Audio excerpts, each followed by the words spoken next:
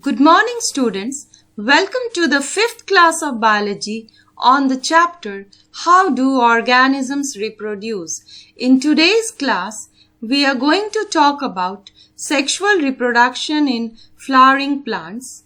And before we actually discuss about it, let us briefly just revise the structure of the flower, which is the main reproductive organ. So let us talk about flower. Now you all know that flower has got the sepal, which is also known as the calyx. It is the outermost wall and they are usually green in color and protective in function. Next we have the petal, which is also called as the corolla.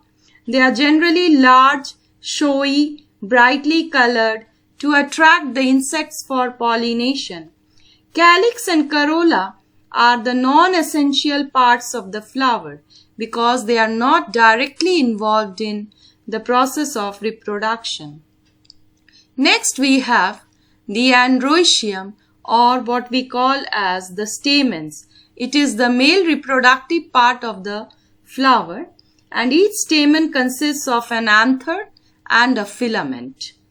The filament is a long stalk that bears the anther at its top. Usually anthers are bilobed and contain 4 pollen sacs, what we call as the microsporangia. The pollen grains are made inside the pollen sacs and they are haploid and they are actually formed by the process of meiotic cell division.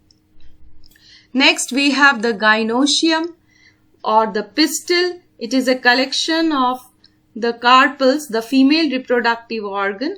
Each carpel has a swollen ovary, long style and a terminal stigma. If a flower has only one carpel, it is called as monocarpellary. Generally, flowers have more than one carpels, either free or fused. So, that is about your structure of the female reproductive organ. So before we actually get into the process of sexual reproduction, we need to know about another important term, that is pollination. So what is pollination? The transfer of pollen grains from the anther to the stigma of a flower, that is the stigma is the receptive organ of the flower, is called pollination. And pollination is an important mechanism by which the pollen grains produced inside the pollen sacs of the anthers are transported by various agencies to the stigma of the female reproductive organ. It is an essential process that facilitates successful fertilization in plants. Pollen grains protect male gametes from drying out. The common agents responsible for successful pollination are maybe your wind, water, insects, birds, bats, and many other types of living organisms. Pollination is usually of 2 types, self-pollination and cross-pollination. So let us first talk about what is self-pollination. In self-pollination, the pollen grains from the anther of a flower are transferred to the stigma of the same flower or another flower on the same plant. Then it is called as self-pollination. The other type of pollination is the cross-pollination. In that what happens? The cross-pollination involves the transfer of pollen grains from the flower of one plant to the stigma of the flower of another plant of the same species. So when the pollen grains from the anther of a flower of one plant are transferred to the stigma of a flower of another similar plant, it is called as cross-pollination, as you can see in this picture. So now let us talk about the various steps involved in sexual reproduction in plants. We know that the male reproductive organ of a flower is called as the anther. The female reproductive organ is the carpel. Female gametes are present in the ovules. The male gametes are present in the pollen grains, and they are the ones which are going to fertilize the female gametes. The fertilized egg cell will grow within the ovules and they will become the seeds, and ovary will become the fruit. So let us talk about the process of fertilization. So with the help of this diagram, we will simply describe the process. So what happens actually? After falling over the stigma, the pollen grain absorbs water and nutrients. It produces a pollen tube. The pollen tube grows through the style and it reaches the ovary.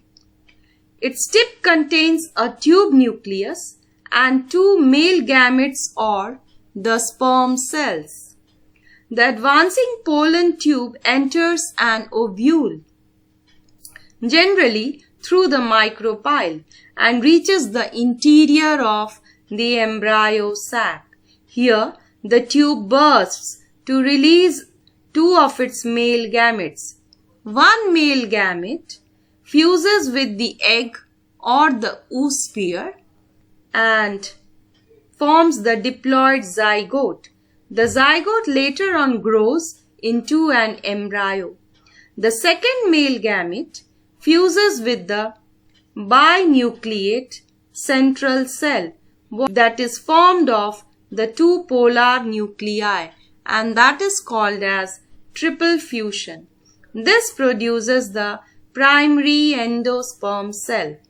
The primary endosperm cell divides to form a nutritive tissue, what we call as the endosperm. Endosperm nourishes the embryo during its development. By this time, the petals and the stamens are shed. Sepals may or may not persist, so are the style and stigma. Flowering plants perform double fertilization. So we can say double fertilization is the fusion of two male gametes brought by a pollen tube with two different structures of the same embryo sac, one forming the embryo and the other forming the endosperm. So that is the description of how fertilization takes place. So here once again, let us just go through in brief what are the different events. Fertilization occurs when the male gamete present in the pollen grain joins with the female gamete that is present in the ovule. When a pollen grain falls on the stigma of the carpel, it bursts open and grows a pollen tube downwards through the style towards the female gamete in the ovary. A male gamete moves down the pollen tube. In the ovary, the male gamete of the pollen combines with the nucleus of the female gamete. Now you can see this picture over here whereby the cellular structure of the embryo sac is very nicely demonstrated. You can see over here the cells of the unfertilized ovule are actually 8 in number and are arranged as 3 plus 2 plus 3 from top to bottom. 3, that is your antipodal cells. Then we have the two polar central cells, and towards another pole we have the two synergids and one egg cell. One sperm fertilizes the egg cell and the other, it combines with the two polar nuclei in the center of the last central cell. So the haploid sperm and the haploid egg combine to form a diploid zygote, and this process is called as syngamy, while the other sperm and the two polar nuclei of the last central cell form a triploid nucleus which develops into the endosperm, a nutrient-rich tissue which provides nourishment to the growing embryo. So, let me revise once again what happens. The pollen tube penetrates the opening of the ovule through the micropyle, and one of the sperm fertilizes the egg to form the diploid zygote. The other sperm fertilizes the two polar nuclei in the center to form the triploid endosperm, which becomes a good food source for the growing embryo. And that is the cells of the unfertilized ovule are actually 8 in number, arranged as 3 plus 2 plus 3. From top to bottom, if we calculate, it is 3 antipodals at the top, 2 polar central cells in the middle, 2 synergids and 1 egg cell at the bottom. As you can see over here, after the fertilization has taken place in the central part, 3N endosperm has been formed, and in this lower part here, there is one sperm cell which fertilizes the egg cell, and 2N, that is the diploid zygote, is formed.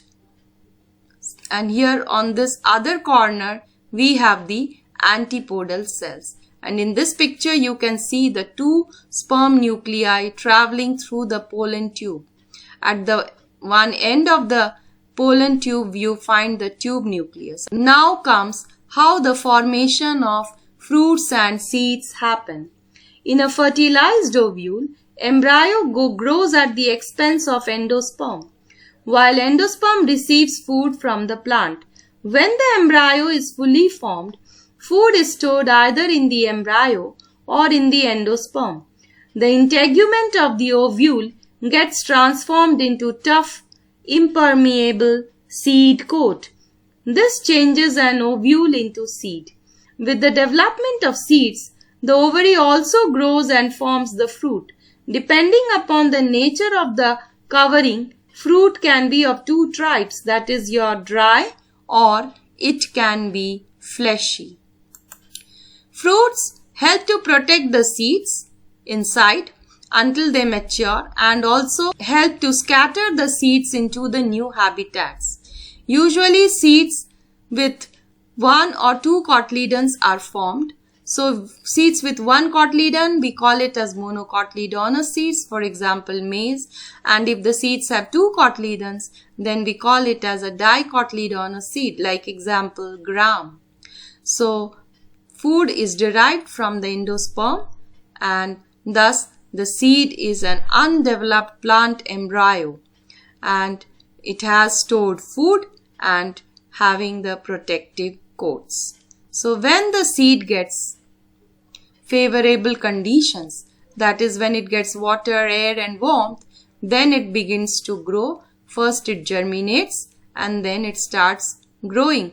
Thus the beginning of the growth of the seeds is called as germination of seeds. And germination begins when the seeds absorb water, swell up and burst through the seed coat.